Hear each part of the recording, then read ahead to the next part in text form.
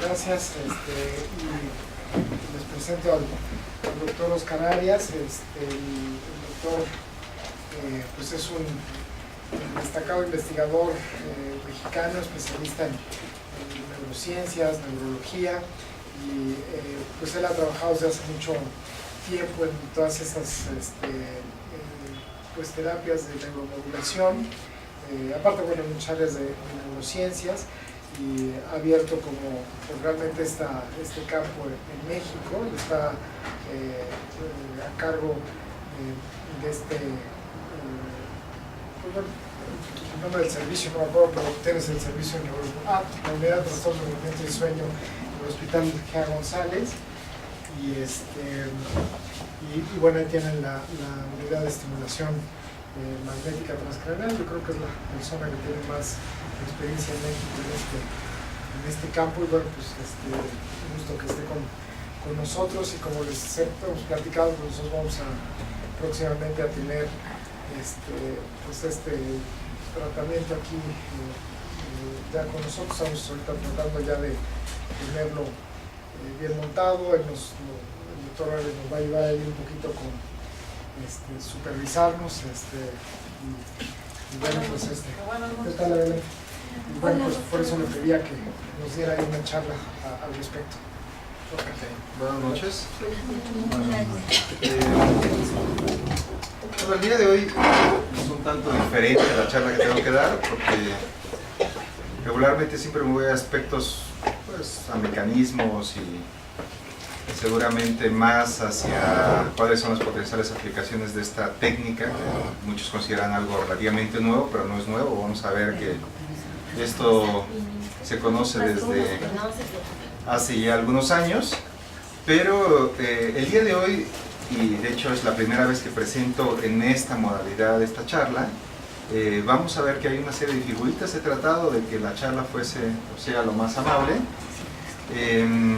Si hay alguna duda en algún momento, comentario, pues igual estamos abiertos para responder en ese momento. Si lo prefieren, podemos dejar, una vez que concluyamos la charla, un tiempo para discutir algunas dudas. Como bien comentaba el doctor Nicolini, abrimos hace ya 5 años una unidad de trastornos de movimiento y sueño en el Hospital General Dr. Manuel G. González. Me agrada el nombre porque mi expertise, principalmente tanto como médico como científico, pues es más la parte de trastornos de movimiento, específicamente enfermedad de Parkinson y parkinsonismos, pero también he hecho muchas cosas de sueño. Queda como abreviación, acrónimo, trastornos de movimiento y sueño, TMS, que en inglés es Transcranial Magnetic Stimulation. Entonces, bueno, eso al final del día, pues prácticamente vendí las dos cosas que a mí me interesaban, ¿no? Nosotros nos hemos enfocado mucho a tratar de probar realmente los mecanismos alrededor de esta técnica de estimulación magnética transcranial, así que en muchas ocasiones hacemos trabajo básico con modelos animales, precisamente para ver cuál puede ser el sustrato realmente neurológico de los efectos que se observan en pacientes. La técnica se ha explotado en muchas áreas. Prácticamente es una herramienta neurofisiológica, así como lo es la resonancia magnética. Por ejemplo, ahora cualquier persona puede tener acceso a este tipo de recursos. Hace algunos años, por ejemplo, solo algunas instituciones en México lo tenían, los costos eran relativamente elevados. La estimulación magnética transcranial en México está pasando por un proceso similar, por así decirlo.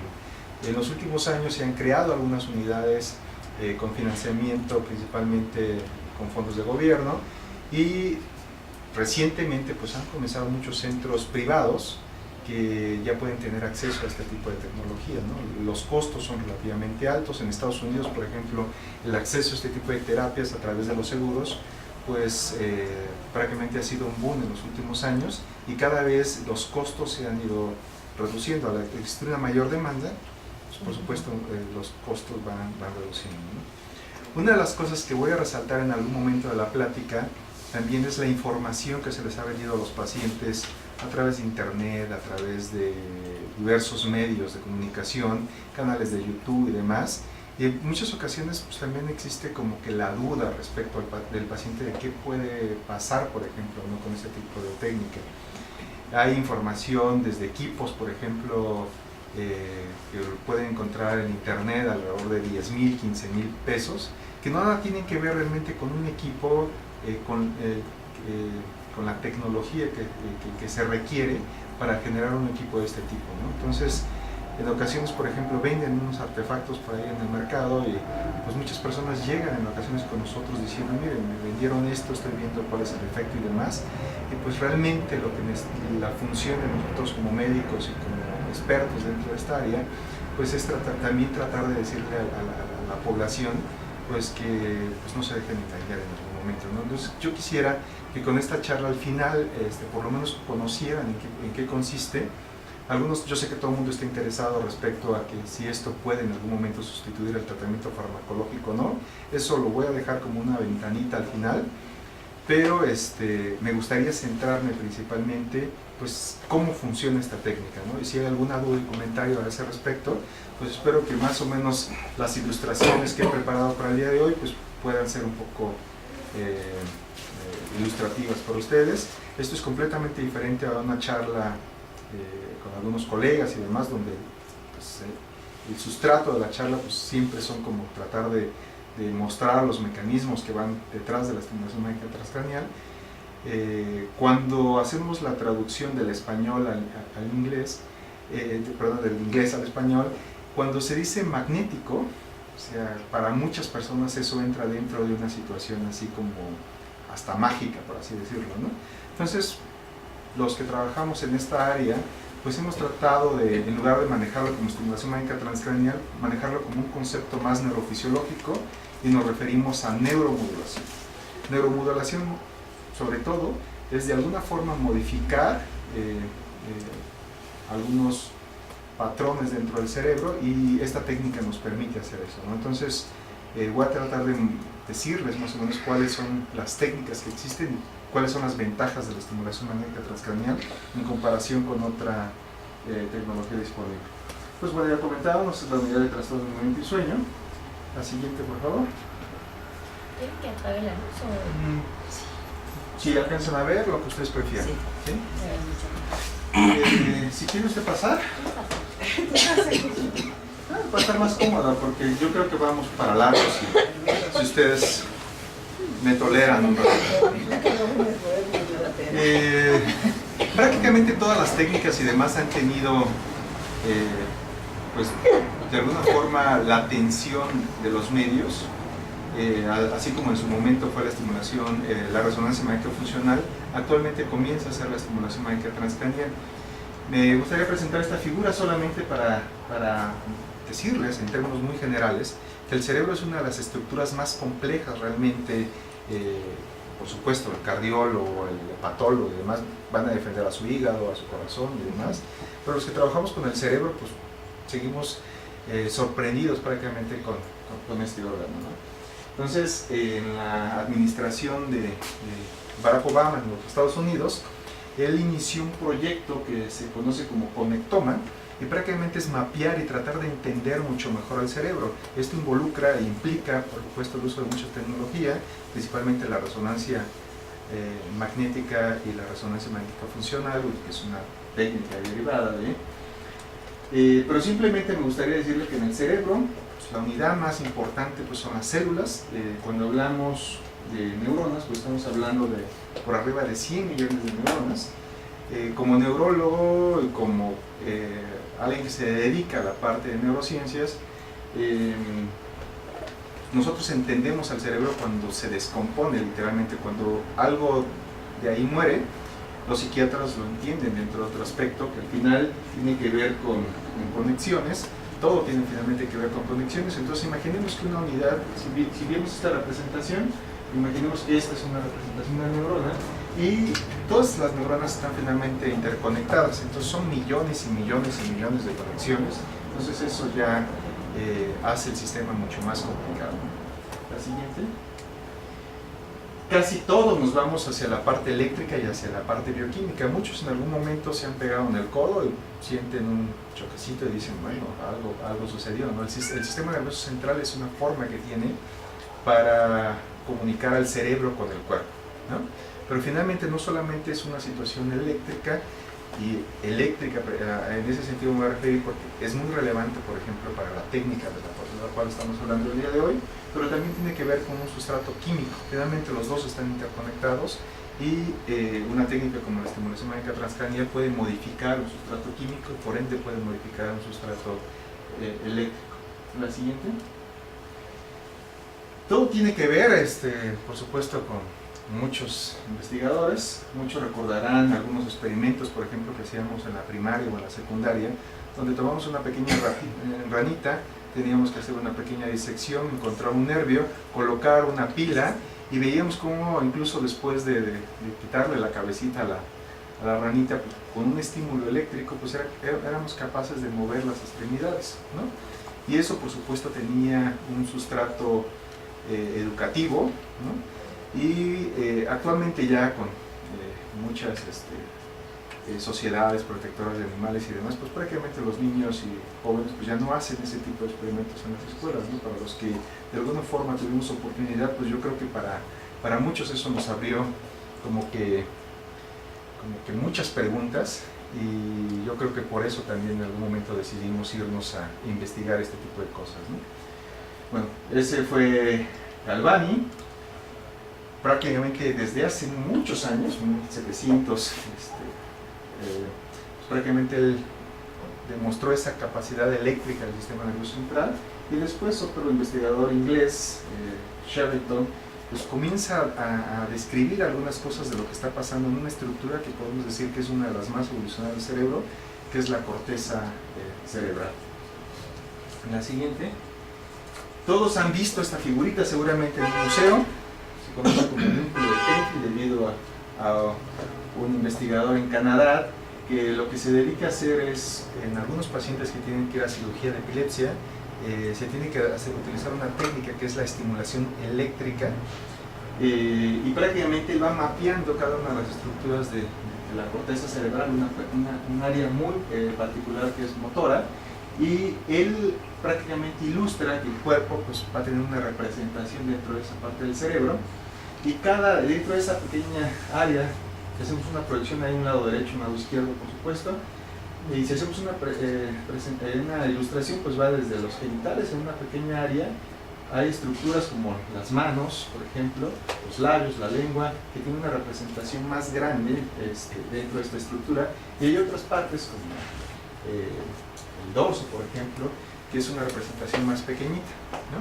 Y eso, por supuesto, tiene que ver por las implicaciones en cuanto al control motor de todas estas estructuras, ¿no? Pero prácticamente esta descripción, hace ya casi más de 100 años, pues nos permitió hacer muchas de las cosas de las cuales vamos a hablar el día de hoy, ¿no? Y esto es muy importante. La siguiente. Entonces, bueno, les mencionaba, pues la técnica prácticamente, ahora ya hay unas técnicas muy novedosas en cirugía y demás, y mientras se está realizando una cirugía, por ejemplo, se tiene que dar un pequeño estímulo eléctrico y prácticamente van disecando para que al momento de que tengan que hacer una recepción, por ejemplo, de cirugías de epilepsia o la recepción de un tumor y demás, pues se respete este tipo de áreas y el paciente en el momento de que salga la cirugía, pues tenga una recuperación mucho más favorable, ¿no? La siguiente. Casi todo tiene que ver en algún momento con un descubrimiento. Esto siempre regularmente se ha hecho en universidades, también por supuesto en instituciones privadas, pero históricamente todo se ha hecho en universidades. Entonces, bueno, hay un trabajo de 1980 donde literal los profesores con sus alumnos y demás muestran un equipo que se conoce como estimulación eléctrica transcraneal. Fue publicado en una revista muy importante y están estimulando precisamente el área que les mostré en la figura previa, en la representación justo de la mano. Uno ya puede llegar a áreas muy específicas y dar un estímulo eléctrico en esa zona. Dos investigadores, Malcolm y Morton, y el que recibe la estimulación, pues hay una anécdota en esta situación histórica, en los libros que quedan de historia, y prácticamente cuando él recibe la estimulación pues da un grito, ¿no? Porque es una estimulación eléctrica que llega sobre la superficie de la piel cabelluda y por supuesto estimula terminales nerviosas y eso generalmente genera un dolor. Cuando se da la estimulación como la diapositiva anterior, donde el cirujano está prácticamente mapeando toda la representación motora, pues ahí el estímulo es muy pequeñito, muy breve y prácticamente pueden ver el movimiento de las extremidades y demás, mapea perfectamente, separa esa parte y ya ni siquiera la toca, ¿no? Se dedica a trabajar en otra zona. Pero esta era la primera vez que se hacía un intento de dar un estímulo sin que se quitara, por ejemplo, la piel cabelluda, el hueso, y se estimulara directamente sobre el cerebro, ¿no? Pero lo que ellos generaron fue, al poner unos electrodos para hacer una electromiografía, se llama una técnica, para ver la contracción de los músculos sobre la mano, pues logran ver que al momento de dar el estímulo, esto es un montaje de varios trazos, pues generan algo que se conoce como un potencial motor evocado. Cuando nosotros hacemos esto, hacemos una contracción y demás, electromiográficamente se está viendo esta parte, ¿no? Entonces, cuando ellos hacen el estímulo, sin que se genere ninguna contracción ni movimiento ni demás, con un estímulo es capaz de hacerse eso, ¿no? Pero aunque la técnica fue novedosa y demás, pues tenía una desventaja, y la principal desventaja era el dolor, ¿no? Entonces vamos a ver en la siguiente diapositiva, muy poquitos años después, en el 85, otro investigador llamado Baker, pues desarrolla una maquinita como esta, y ahora esto se utiliza mediante un principio de Faraday. Físicamente hablando, todo el mundo ha agarrado un imancito con un rollo de alambre, pasa el imán en medio del rollo de alambre y genera una corriente eléctrica, ¿no? Y esa corriente eléctrica, si acercamos un metal, genera un campo magnético. Entonces, eso es, todos lo hicimos. O sea, nadie que haya pasado por la primaria, secundaria y demás, pues en algún momento tuvimos que hacer esa pruebita, ¿no? Entonces, pero ellos pues, pensaron en algo, pero imagínense, este era un carrito muy pequeñito, una bobina, entonces aquí sale, este es un equipo nada más para concentrar la energía en términos muy generales, no nos vamos a meter hoy en rollos físicos, que es lo que a mí me gusta explicar siempre, pero vamos a centrar a que esto es simplemente una cajita donde almacenamos la energía y la vamos a necesitar en algún momento. Pero tenía la enorme desventaja que se tenía que conectar y para generar un pulsito simplemente se tenían que esperar alrededor de 2 o 3 horas, ¿no? Ahora ya hay sistemas más efectivos. Históricamente, si esto lo presentáramos con imágenes de cómo esta técnica ha ido evolucionando, nos encontraríamos con figuras, incluso o fotografías muy chistosas, ¿no? Había unos cascos muy raros y demás. Pero bueno, esto ya podemos decir que estamos hablando de 1985 en Inglaterra, esto en la Universidad de Cambridge, una universidad muy famosa en Inglaterra, y ellos proponen y también publican en una revista muy importante que se conoce como Nature, Lancet, pues hacen esta técnica y simplemente aquí viene un cable y en esta parte de aquí es prácticamente un cable pelado, enrollado, que hace esta forma circular y se va, si se dan cuenta, a estimular esta parte donde está la representación motora del homúnculo, ¿no? Y tiene aquí un registro precisamente para la mano y lo que ven precisamente era simular la estimulación eléctrica que estaba causando dolor. Ven este registro y finalmente están haciendo lo mismo, pero tiene una ventaja enorme, que es una técnica no invasiva, es una técnica no dolorosa y es una técnica que de alguna forma ha sido muy segura, ¿no? O sea, realmente como se le va aumentando la potencia lentamente, pues prácticamente se inicia de una salida muy bajita hasta que encontremos cada persona, su corteza es excitable de una forma diferente. Una persona con epilepsia, por ejemplo, su corteza es más excitable que una persona después de haber dormido 10 horas, ¿no?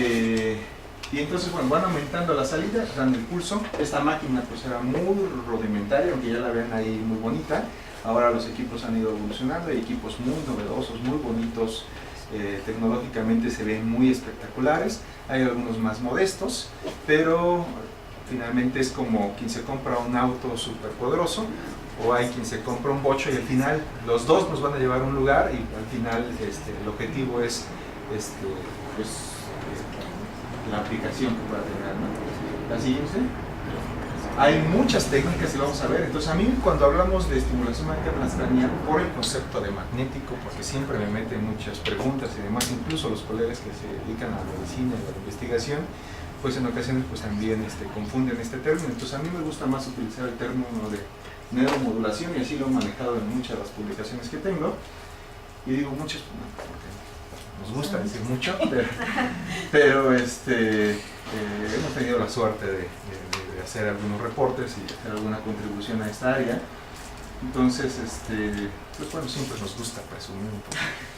Pero bueno, entonces, bueno, hay algunas definiciones muy generales, no me voy a meter en esto, simplemente quiero mostrarle la ventaja que tiene esta técnica en comparación a otras ventajas. Y por supuesto, quien la tiene, pues va a defender pues lo que tiene, ¿no? Si tenemos un Ferrari, pues todo el mundo va a estar orgulloso de su Ferrari, quien tiene su bocho va a estar feliz con su bocho. Y hay diferentes técnicas, ¿no? Una es la estimulación magnética transcraneal, está sobre la superficie del cráneo. Hay diferentes formas de la bobina que les voy a explicar más adelante. Hay otra que es la estimulación transcraneal con corriente continua. Literalmente son dos parches, uno positivo y uno negativo, y la corriente circula. Aquí sí hay una corriente eléctrica, circula del polo positivo al polo negativo, por ejemplo, ¿no? Y con esta técnica nos permite estudiar o estimular más partes del cerebro, ¿no? Esta estimulación es más localizada, ¿sí? Y vamos a ver que dependiendo del diseño de la bobina, pues también va a ser más grande o más pequeñito la estimulación, y por supuesto eso va a tener que ver con el tipo de patología que nos interesa estudiar o que nos interesa tratar. Hay otras cosas que son así muy precisas y que literal van a un grupo solamente, es literal algo, esto sería, si lo viéramos en tamaño real, pues literal es como un cabello pues, muy resistente, y simplemente en la última parte del electrodo tiene la capacidad de estimular unas poblaciones muy específicas, ¿no? Entonces cuando un área está muy excitable, por ejemplo, se puede mediante esta técnica apagar solamente esta área. Esta es por supuesto más amplia y esta es un poquito más localizada. La desventaja de esta es que esta es invasiva, entra, se coloca y prácticamente en muchas ocasiones es algo irreversible, ¿no? Esta técnica pues es un poquito más molesta porque finalmente también está estimulando la piel cabelluda y puede generar un poco de desconfort, un poquito de molestia, y esta técnica pues es prácticamente una de las más seguras. Cada una tiene ventajas y desventajas y por supuesto tiene diferentes aplicaciones. Cuando hablamos de estimulación magnética transcraneal, prácticamente pasa esto. Tenemos la bobina, tenemos algunas formas, por ejemplo como tipo 8, donde están los alambres de un lado, los alambres del otro lado, y donde convergen, justamente ahí se está dando el estímulo y es mucho más específico, a diferencia de una bobina circular donde el campo está saliendo por todos lados, ¿no? Y prácticamente lo que se puede hacer con esta técnica, pues finalmente es modificar prácticamente la parte tanto bioquímica como eléctrica en el cerebro, y podemos modular. Entonces es como cuando ustedes, o cuando teníamos antes esos equipos de sonido y queríamos escuchar un poquito más el sonido de la batería, o que el doctor Nicolini seguramente conoce mucho eso, pues, tiene la fama de ser un excelente músico. Entonces pues prácticamente modular todo eso. Entonces con el cerebro imaginemos que funciona como si fuese una orquesta, ¿no? Es una de las cosas que a mí me gusta en un momento decir, ¿no? Pero hay directores de orquesta por todos lados en el cerebro, entonces de repente le dice, a ver, van a tocar ustedes, y prácticamente con esta técnica lo que podemos llegar es, si de repente tenemos una orquesta y los de arriba están tocando súper feo, pues llegamos y los sincronizamos, ¿so? Y ya nuevamente la orquesta vuelve a tocar bonito, ¿no? En ocasiones hay áreas donde en algunas patologías el director pues se muere, y entonces todos los demás hacen lo que se les pega la gana. Entonces con esta técnica podemos llegar y controlarlo de alguna forma. O hay veces en que el director de orquesta pues está todo, entonces todos los músicos están tocando, de repente dicen, bueno, vamos a bajarle un poquito, ¿no? Entonces podemos llegar con esta técnica y decimos, apágate, tú enciéndete, apágate, enciéndete en términos generales, ¿no? La siguiente. Con los parches pues pasa esto, ¿no? Tiene que ir de un parche de positivo a negativo, circula, y literalmente casi cualquiera podría hacer un aparatito de estos con una pilita, pero hay ya ahora algunos dispositivos un poquito más sofisticados, más seguros. Las pilitas podrían generar en algún momento, si no se utiliza el electrodo pues, correcto, pues poder generar algunas quemaduras, alguna molestia, pero hay dispositivos que van en costos diferentes, y prácticamente es una de las técnicas que en algún momento se puede decir que el paciente se lo puede llevar literalmente como antes era un Walkman, por ejemplo. Ahora ya nadie habla de eso, ya estamos hablando de dispositivos diferentes, pero prácticamente son aparatitos así, se pueden colocar en el cinturón como un celular, se colectan los parches en sitios muy específicos y el paciente puede andar ahí con este tipo de dispositivos. Por supuesto, les tiene que dar un entrenamiento y cosas así, ¿no? La siguiente. Y cuando se hace la colocación del electrodo, como decía, finalmente son unos electrodos, alambritos ahí, llegan al sistema nervioso central y literalmente ya este paciente ya no puede entrar a realizarse algunas otras técnicas. Finalmente es un procedimiento invasivo y tiene sus aplicaciones, por supuesto, y sus ventajas en comparación con otro tipo de estimulación, ¿no? La siguiente. Como esto es un vox populi, les quiero decir que esto no es estimulación magnética transcranial, ni un parche, ni un gorrito que venden por ahí, y tampoco les voy a hacer comercial. Nada de eso es este tipo, ¿no? Con las figuras anteriores, pues traté de decirles que son equipos pues muy sofisticados, ¿no? Entonces, un campo, por ejemplo, con una piedra de ámbar, cuarzo y ese tipo de cosas esotéricas, pues no logran hacer para nada, ni siquiera logran pasar la piel, ¿no? Entonces no van a dar una estimulación y no van a modificar todo lo que está sucediendo dentro del sistema nervioso central, ¿no? Lo siguiente. Pues finalmente se está circulando un campo eléctrico, ese campo eléctrico está liberando un campo magnético. Cuando estimula a áreas muy específicas del cerebro, tiene que ver no solamente sobre el cuerpo de las células, sino algo que es como una conexión, como un cable literalmente, y tiene que colocarse en una posición muy específica para que se pueda estimular, y es cuando se genera prácticamente una corriente dentro de ese nervio, dentro de ese tracto que se encuentra en el cerebro. Cuando se apaga, pues esa actividad se desaparece, y cuando se vuelve a prender, pues prácticamente vuelve a... Entonces podemos sincronizar lo que decía como una orquesta, ¿no? La siguiente. Hay muchos tipos de bobinas, hay unas circulares que el estímulo es muy focalizado y lo damos en un área muy específica del cerebro. Hay formas circulares donde el campo está más abierto, entonces vamos a estimular más áreas en el cerebro, ¿no? La siguiente. Y se han hecho todo tipo de formas. Vean esta imagen, por ejemplo, hay formas muy pequeñitas, muy grandes, hay unas incluso que cubren completamente la cabeza. Hay formas, por ejemplo, como en esta posición, que conocen como bobinas en H, porque sale el flujo de este lado, sale el flujo de este lado, entonces es posible estimular áreas más profundas del cerebro. Entonces, finalmente, esto es una situación física, hablando, y vemos la siguiente diapositiva. Si recuerdan, tomo una imagen de la figura anterior, pues prácticamente cada uno tiene un espectro completamente diferente, ¿no? Pero una de las desventajas que tiene la estimulación magnética transcranial es la profundidad. Prácticamente estimulamos solamente las partes más superficiales. No podemos estimular, por ejemplo, la parte basal. Imaginemos una proyección a esta altura más o menos, hacia abajo. Esa parte pues, no podemos estimularla de algún punto. Realmente nada más tenemos prácticamente la superficie del cráneo. Y la estimulación pues va disminuyendo a medida que va haciéndose más profundo, ¿no? Pues en términos muy generales estamos hablando que el campo se va desvaneciendo en muy pocos milímetros, centímetros, ¿no? Entonces prácticamente es para dar un estímulo de la corteza cerebral, de la parte más superficial del cerebro, pero vamos a ver que esa estimulación en esas áreas puede tener un efecto más profundo a través de las conexiones. Finalmente el sistema es una red y puede tener efectos en otros sistemas incluso más profundos, y eso lo vamos a tratar de ilustrar. Esto es uno de los equipos más conocidos. Yo aprendí la técnica en Alemania, entonces uno de unas colegas.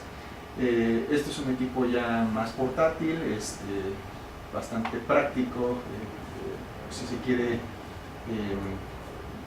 transportar incluso, pero a diferencia de la estimulación de corriente, por ejemplo, continua, o sea, no se puede llevar en un paquetito, ¿no? Pero es prácticamente dada por un experto dentro debe tomar una capacitación para esto. Hay incluso gente que se dedica años y además todo el tiempo está dando este tipo de cursos. La siguiente.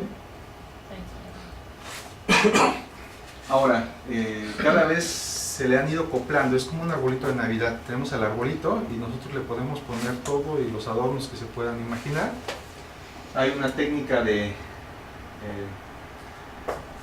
neuronavegación. Hagan de cuenta como cuando van en su auto y quieren llegar a un sitio específico, pues ponen en su GPS y los va a llevar hasta el punto específico. Entonces hay una técnica donde se hace una imagen, una serie de cortes en el cerebro con una resonancia magnética. Esa resonancia magnética se mete a una computadora, un software, ese software genera un modelo tridimensional de su cerebro. Cada persona es completamente diferente, como pueden ver. Hay una persona que tiene una estructura de cráneo diferente, hay otra que tiene otra estructura. Por supuesto el cerebro también va a cambiar la forma y demás, y algo que se modifica es el grosor del cráneo. Entonces algunas personas van a necesitar un estímulo muy pequeñito, otras más, porque finalmente el cráneo hace una vez como que amortigua. O sea, nosotros estamos expuestos a un campo magnético que está generando la Tierra, la electricidad y demás. O sea, sin darnos cuenta aquí está circulando un campo magnético y eléctrico, y pues prácticamente con esto lo único que hacemos es focalizarlo sobre un área muy específica, ¿no? Entonces hay softwares muy limitados y podemos fijar puntos, se forma como un mapa literalmente, y cuando el paciente vuelve a regresar volvemos a meter los parámetros del paciente y prácticamente el sistema nos vuelve a llevar al punto, y solamente cuando se enciende una lucecita en un punto muy específico dicen ahí nuevamente, ¿no? Y eso pues, en ocasiones facilita, por ejemplo, que siempre lleguemos al mismo punto, a la misma área, y tengamos no efectos variables una vez y a la siguiente, ¿no? La siguiente. Se han desarrollado, incluso si ya nosotros decimos que en ocasiones el alumno pues puede hacer este trabajo, ¿no? Pero incluso una beca del gobierno y demás es relativamente más barato que diseñar un bracito robótico que puede hacer todo el trabajo. Este tipo de artefactos pues cuesta mucho, y en ocasiones pues nosotros tenemos que hacer el trabajo literalmente, ¿no? Pero hay bracitos así donde ya prácticamente te fija un punto, te lleva, son brazos robóticos. La siguiente. Entonces bueno, ya les había dicho que siempre nos interesa estudiar un área particular. Esta área es muy importante para nosotros porque nos permite medir los parámetros que vamos a dar para estimular a un paciente. Cada paciente llega y todos los días esos parámetros cambian, desde el tiempo que durmió, que tomó café, los medicamentos que está tomando, el tipo de patología que tiene, simplemente situaciones biológicas, por ejemplo, el ciclo hormonal en una mujer, por ejemplo, puede modificar la excitabilidad de la corteza. Entonces es importante siempre estar midiendo este parámetro. Y este parámetro es una situación de referencia. Como tenemos perfectamente mapeado esto y conocemos perfectamente qué músculos son los blancos, podemos colocar el electrodo sobre ese punto y medimos el parámetro de la intensidad de la estimulación que se va a dar. Y sobre eso vamos sobre otro tipo de cortezas que no podemos medir por alguna forma, ¿no? Hay una corteza sobre esta parte que es la occipital, que tiene que ver con la visión. Si se da un estímulo sobre esto, pues, alguien ha visto las lucecitas, los fosfenos que se le llaman con un término médico, eso lo podemos generar, y también hay forma de medir ese estímulo, y podemos calcular también evocar algunos olores o cosas así, pero regularmente esta corteza es la más fácil para medir, y a partir de ahí tomamos los parámetros. Cada paciente va a ser diferente, entonces la salida del equipo, la potencia que vamos a utilizar del equipo va a depender de esos parámetros. Va a haber parámetros por debajo de ese umbral, por así decirlo, cuando logramos ver ese registro en el músculo, o se pueden dar parámetros por arriba dependiendo del tipo, si queremos encender o queremos apagar esa parte de corteza, dependiendo del tipo de actividad. En los trastornos psiquiátricos regularmente la actividad de la corteza está como si el director de orquesta estuviese a todo, ¿no? Entonces literalmente necesitamos parámetros bajitos como para poder apagar, por así decir, esa corteza, y tengamos el efecto terapéutico que nosotros queramos, ¿no? Pero hay efectos paradójicos también, en el cual en ocasiones necesitamos parámetros más altos para generar un efecto contrario, por así decirlo, ¿no? Pero bueno, vamos a ver. Entonces, así en términos generales tenemos la imagen del cerebro, tenemos la bobina, llegamos sobre un sitio específico y se modifica porque la superficie del cráneo de cada uno es diferente. Habrá que lleguemos a un área es más plana, hay otras que es más circular. Tenemos que hacer prácticamente un posicionamiento muy específico para poder estimular áreas muy precisas en el sistema nervioso central, ¿no? La siguiente. la posición simplemente cambiamos, estamos en una posición y demás, eso va a estar cambiando todo el tiempo y siempre tendremos que hacer todo esto para cada uno de los pacientes. Si viéramos en un corte general, o como vimos en nosotros diapositivas, finalmente la superficie del cerebro no es plana, sino tiene como arruguitas, por así decirlo, que le dan a la superficie del cerebro pues una mayor superficie, ¿no? Si eso estuviera extendido tendríamos una cabecísima enorme, ¿no? Pero todo se va compacto allá dentro del cráneo, y en ocasiones cuando el cerebro hace esta evolución, pues si la representación está dentro de esa curvita, pues se tiene que modificar la posición de la bobina para poder llegar específicamente a esa zona, no nada más es llegar y dar el estímulo, se tiene que localizar siempre. Y por supuesto, para cuando queremos generar este potencial motor evocado, pues va a depender de la salida del equipo, ¿no? Entonces iniciamos con parámetros muy bajitos y se comienza a ver la actividad, pero si se dan cuenta hay un momento en que esta curva ya no sube, sino se aplana, o sea, ya hay un momento que ya no podemos estimular más. Y por supuesto, si movemos la posición de la bobina, por supuesto, en algún momento diríamos, de todas estas, ¿cuál es la más roja? Pues es esta. Entonces, esta es la posición que necesitamos para este sujeto en especial, para poder dar un estímulo sobre un área muy específica, ¿no? A lo mejor en otro sujeto la posición va a cambiar, porque también, imaginemos que dentro del cerebro, pues, hay circunvoluciones y eso va a ser completamente diferente en cada uno de nosotros, ¿no? La siguiente. Hay muchas técnicas, en ocasiones se puede colocar una bobina sobre un área muy específica y eso es un efecto que nosotros ya sabemos que se va a presentar. Pero finalmente el cerebro no está solito, no es que estimulemos un área y no se presenten conexiones con otras áreas, ¿no? Entonces, siempre vamos a tener efectos conectados hacia otras áreas. En ocasiones, por ejemplo, si un área está lesionada, imaginemos que esta zona está lesionada, pues si vamos sobre esta zona, podemos tener efectos adversos, otro tipo de cosas, ¿no? Un paciente que presenta un evento vascular, un paciente que tiene otro tipo de trastorno, esta área no la tocamos, podemos ir a otra zona que sabemos que al final va a inhibir a esta zona o la va a estimular y vamos a tener el efecto que esperamos, ¿no? Entonces puede haber efectos negativos, positivos, no solamente es un pulsito simple, sino pueden ser trenes de repetición donde literal ya no es un pulso solamente, sino el equipo se escucha como un y da pues más pulsos sobre un área, y finalmente lo que queremos que el efecto, por ejemplo, al igual como se toman un fármaco y les dura el efecto 12 horas o 24 horas dependiendo de la formulación, pues dependiendo de la técnica, pues en ocasiones podemos generar que el efecto pues vaya durando más tiempo, ¿no? Pero vamos a ver que la mayoría de los protocolos que se dan con estimulación transcranial pues no solamente es una sola vez, son muy pocas patologías en las cuales solo se requiere una sola vez, ¿no? Regularmente una sola vez es solo para tener parámetros de saber cómo está funcionando el cerebro, pero cuando queremos tener un efecto terapéutico pues regularmente tiene que ser en ocasiones por semanas o incluso por meses, vamos a ver en algunas patologías. La siguiente. Para tener el efecto, por ejemplo, que no nos quedemos con el efecto placebo, pues en ocasiones se tienen que poner una serie de dispositivos para ver si el sujeto realmente está respondiendo a la terapia, ¿no? La siguiente. Entonces, cuando damos un pulso sobre una área del cerebro, solo en algunos casos cuando el paciente tiene una serie de electrodos porque va a entrar a una cirugía o demás, tenemos acceso al sistema nervioso central, ¿no?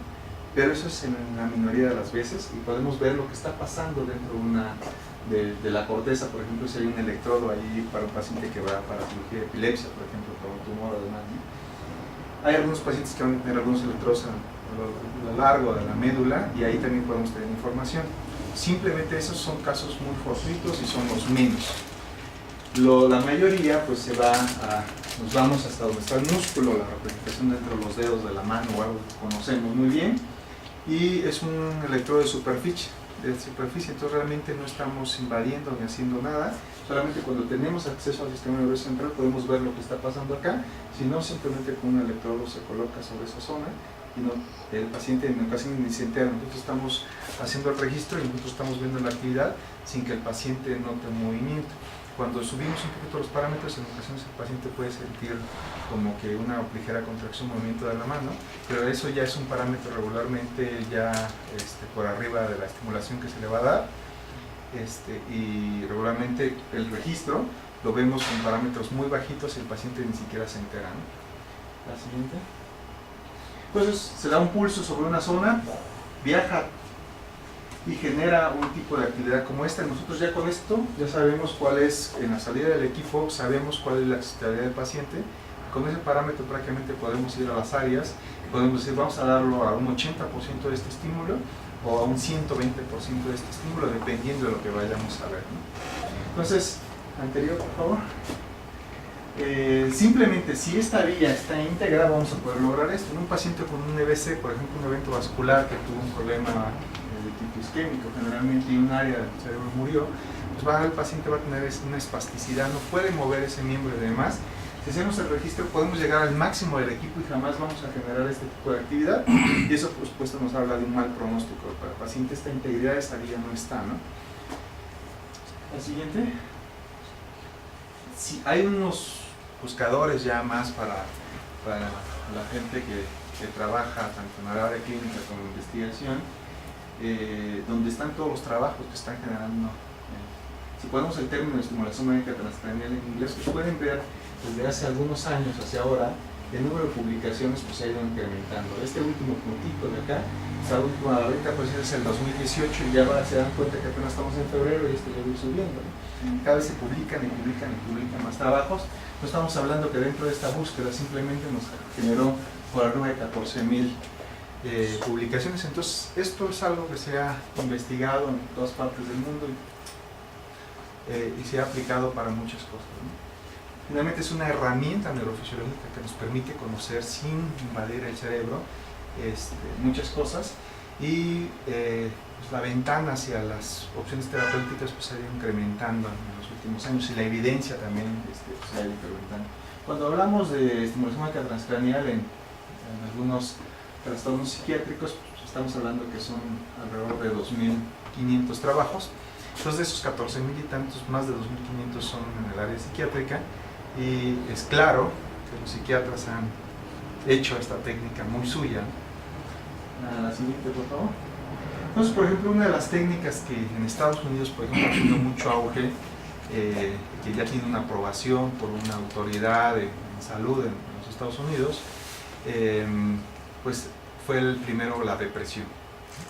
Entonces, por ejemplo, los efectos, por ejemplo, imaginemos aquí hay una escala que les hacen a los pacientes cuando van a la consulta para ver más o menos el grado de depresión. Imaginemos que el máximo puntaje para esta prueba son 25 puntos. Comienzan con una primera fase para dar una terapia, hay algunos pulsos, es como un fármaco, a un paciente se le da un medicamento y no una sola toma va a curarlo, ¿no? Sino en muchas ocasiones el médico le dice, ¿sabes qué? Vas a comenzar a tomar este medicamento, pero el efecto terapéutico lo vamos a ver después de 2 meses, después de 3 meses, va a tomar un tiempo y no lo puedes suspender y demás, ¿no? Entonces, igual la estimulación magnética transcranial en ocasiones tiene que ir en diferentes ventanitas a lo largo de, aquí por ejemplo está representada 90 días, y se dan cuenta, se da una primera fase, hay una mejoría, y después como que regresan prácticamente a unos valores altos, ¿no? Se comienzan otras fases y este efecto se mantiene. Cuando se comienza a elevar, se viene otra fase, este efecto vuelve a bajar. Entonces después de 90 días tenemos un efecto en el cual pues prácticamente hay menos puntos. Clínicamente, para el médico, para el psiquiatra, sabe perfectamente que esa terapia con esta escala, por ejemplo, pues comienza a tener un efecto positivo. Así lo hay para otras patologías, cada médico va a evaluar a través de diferentes escalas qué es lo que está pasando, pero regularmente la terapia es en este orden, ¿no? Entonces en la siguiente diapositiva he tratado de hacer como de todo lo que he hablado anteriormente, como un resumen más o menos de qué pasa con esto. Nosotros tenemos un equipo, primero fue este equipo que se llama Neurostar, finalmente es como los autos, cada uno tiene un modelo diferente, así hay muchos equipos. Eso por supuesto, mientras más compañías están vendiendo este tipo de equipos, pues los costos han ido disminuyendo y hay una mayor oferta y por supuesto la demanda se ha incrementado. Entonces imaginemos, yo decía que solamente podemos estimular las áreas más profundas del cerebro. En la estimulación magnética transcranial les decía al principio una imagen que había algo eléctrico y algo químico. Finalmente el cerebro funciona con muchas cosas químicas, los medicamentos tratan de modificar eso, modifican esas cosas. La terapia, por ejemplo, o sea, hay un área muy específica que se va a estimular en el cerebro. Imaginemos que es como algunos músicos que están trabajando, que simplemente no se están moviendo. Entonces llegamos con la terapia y vamos sobre el área y decimos ahora vamos a activar específicamente a estos músicos, pero al activar a estos músicos vamos a hacer que otros más pues también trabajen. Entonces se da un estímulo repetitivo, trainer con esta estimulación. La siguiente van a hacer una serie, vamos a darle una. Esta de acá tiene efecto retrógrado, o sea, va de un área muy superficial a un área más profunda, llega a otras áreas profundas y la siguiente, y a su vez esta área profunda regresa y la siguiente. Prácticamente esto sería como que el lado haciendo una representación con una resonancia funcional donde se está viendo la actividad, por ejemplo, en términos de qué tanto flujo sanguíneo está llegando a un área. En el cerebro, ¿todo bien?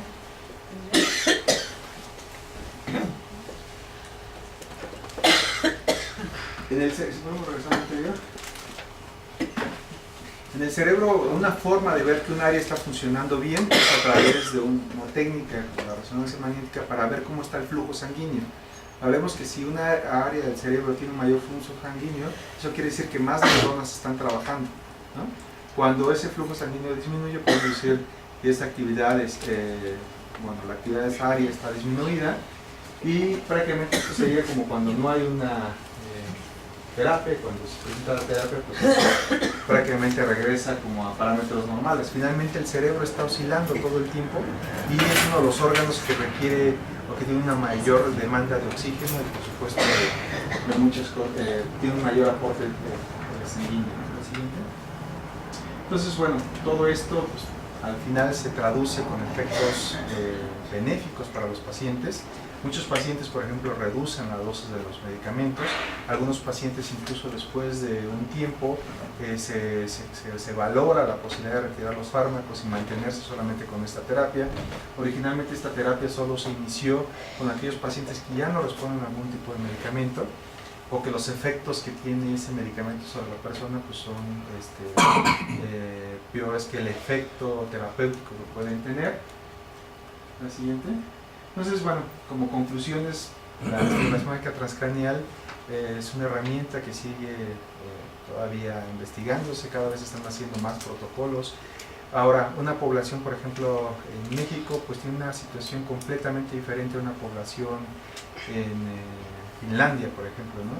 En Finlandia su poder adquisitivo y demás pues es muy bueno y sus preocupaciones son en otro orden, ¿no? Nuestras preocupaciones en México, pues dentro de muchas cosas pues, es muy diferente, ¿no? Entonces en ocasiones nuestros problemas pues, son un tanto diferentes a los de otros países, entonces es muy importante que se haga más pruebas, que en población mexicana, eso lo estamos haciendo ya desde hace algunos años, pero ya hay protocolos muy establecidos, aceptados en Estados Unidos, aprobados por comités de salud, conocido como FDA en los Estados Unidos. En México pues esto también ya está siendo aprobado, hay muchos comités que ya comienzan a ver algunas ventajas de este tipo de técnica. Muchos hospitales ya los tienen, no sé, de psiquiatría por ejemplo, el hospital en el cual trabajo. Hay muchas cosas, hay muchos efectos, al final es como un fármaco.